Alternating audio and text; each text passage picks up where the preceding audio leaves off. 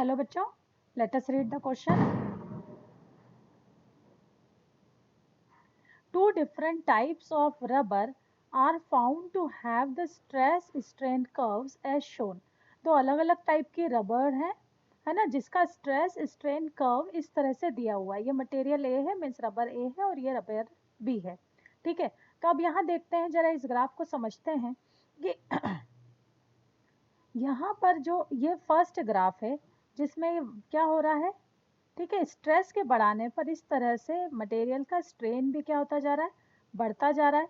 ये जो पॉइंट होता है ये इलास्टिक लिमिट शो करता है कि इससे बियॉन्ड अगर हम स्ट्रेस अप्लाई करेंगे तो रबर क्या हो जाएगी, ब्रेक हो जाएगी. अब जैसे ही हम डिफॉर्मिंग फोर्स हटाते हैं तो जो वायर है ना, या रबर मटेरियल जो है वो अपनी वापस ओरिजिनल शेप को रीगेन करता है. मतलब उसका स्ट्रेस धीरे धीरे कम होने लगता है एज कंपेयर टू उसका स्ट्रेन भी क्या होने लगता है, कम होने लगता है. तो देखिए, जब हमने स्ट्रेस दिया था मीन्स फोर्स अप्लाई किया था, ठीक है, सो जो फोर्स अप्लाई हमने किया, तो जो एक्सटर्नल फोर्स हमने अप्लाई किया, तो जो एक्सटर्नल फोर्स अप्लाई करने के कारण जो नेट वर्क डन हुआ, वो नेट वर्क डन उस रबर में as a form of potential energy क्या हो जाता है, स्टोर हो जाता है. करेक्ट. और जिस तरह जब हम लोड को हटा लेते हैं, डिफॉर्मिंग फोर्स हटा लेते हैं, तो जो पोटेंशियल एनर्जी के फॉर्म में हमारा वर्क डन से हुआ था, वो पोटेंशियल एनर्जी, ठीक है, वो potential energy in the form of heat क्या होती है, रिलीज होती है किसमें, एनवायरमेंट में. ठीक है, इसीलिए जो ग्राफ होता है ये कभी भी है ना, मैक्सिमम मटेरियल का स्ट्रेट सेम पाथ पे ट्रेवल नहीं करता. डिफॉर्मिंग फोर्स हटाने के बाद जो हमारा ग्राफ होता है वो सेम पाथ को फॉलो नहीं करता, बल्कि ये जो चीज़ है ये शो करती है. तो ये जो एरिया है वो शो करता है, दिस एरिया शोज, ठीक है, part of dissipation of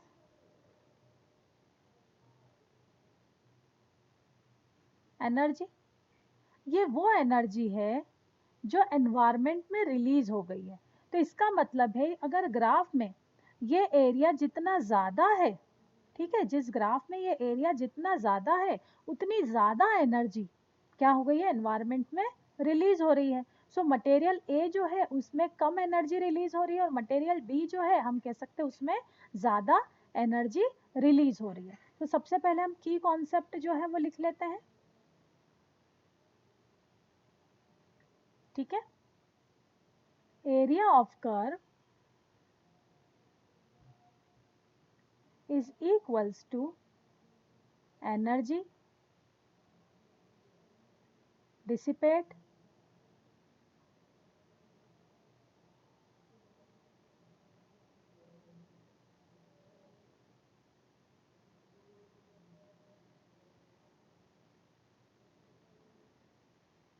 in the form of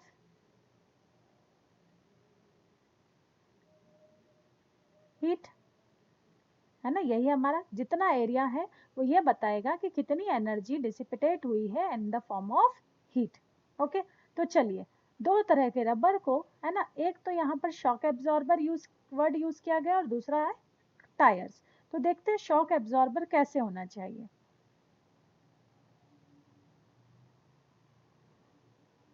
ठीक है, शॉक एब्जॉर्बर क्या होते हैं कि जब हमारा कोई झटका आता है या कोई स्पीड ब्रेकर आता है, तो शॉक एब्जॉर्बर क्या करते हैं कि उस शॉक को एब्जॉर्ब कर लेते हैं.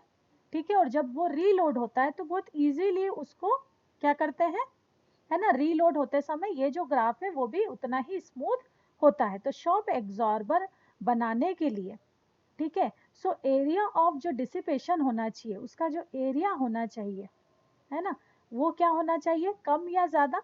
अगर ज़्यादा होगा तो in the form of energy release कर देंगे, है ना. तो एरिया एरिया ग्रेटर, इसको मैं ऐसा लिखती हूँ, है ना, शॉक एब्जॉर्बर के लिए हमारा जो एरिया है वो ज़्यादा होना चाहिए. क्यों, क्योंकि जब शॉक से रिलीज होगा, है ना, जब शॉक रिलीज होगा तो मटेरियल बहुत कम, मैक्सिमम पार्ट ऑफ जो उसका पोटेंशियल एनर्जी है वो किस में रिलीज कर दे, हीट के फॉर्म में रिलीज कर दे.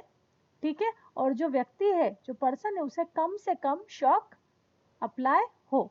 तो मैक्सिमम जो उसकी एनर्जी है वो किसके फॉर्म में रिलीज कर दे, हीट के फॉर्म में रिलीज कर दे। तो बेस्ट शॉक एब्जॉर्बर वो होते हैं जिनके लिए जो ग्राफ है उसमें ये एरिया क्या हो, ज्यादा हो। अब टायर्स, कार टायर्स कैसे होते हैं? सो कार टायर के लिए बेस्ट मटेरियल क्या होता है? कार टायर में बेस्ट मटेरियल वो होते हैं, है ना, जिसमें एरिया जो हो कर्व का वो क्या हो, कम हो। क्यों? क्योंकि एरिया कम मतलब वो कम से कम हीट क्या करें, है ना, रिलीज करें एनवायरमेंट में। अगर वो हीट ज्यादा रिलीज करेंगे तो कार के टायर और ग्राउंड के बीच में, ठीक है, बर्स्ट होने की संभावना है, टायर गर्म होने लगेगा, है ना, due to the heat gain, और गर्म होके वो बर्स्ट हो सकता है, तो कार के टायर पंचर हो सकते हैं, तो एक्सीडेंट होने की संभावना ज्यादा है। तो कार टायर कैसे बेस्ट होते हैं? जहां जब ग्राफ में जो एरिया है वो क्या हो, सबसे जितना कम होगा उतने बेस्ट टायर बनेंगे, क्योंकि वो कम से कम हीट जो है वो एनवायरनमेंट को रिलीज करते हैं। ठीक है, सो ए जो ग्राफ है वो टायर के लिए बेस्ट है, और बी जो ग्राफ है वो शॉक एब्जॉर्बर के लिए बेस्ट है।